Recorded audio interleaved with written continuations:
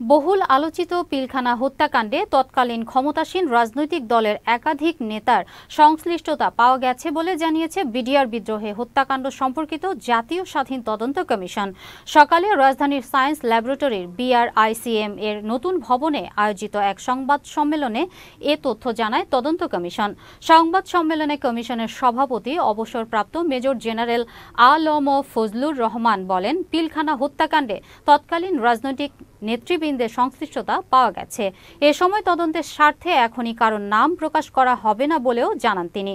বলেন, পিলখানা হত্যাকাণ্ডের তৎকালীন তদন্ত কমিটি তাদের কাজে চরম অবহেলা করেছে।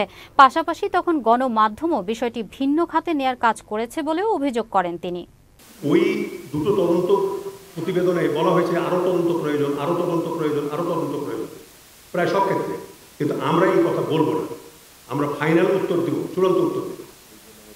এটা যেহেতু চূড়ান্ত একটা জাতীয় তদন্ত কমিশন, এরপরে কোনো কমিশন হওয়ার সম্ভাবনা আছে বলে আমি মনে করি না।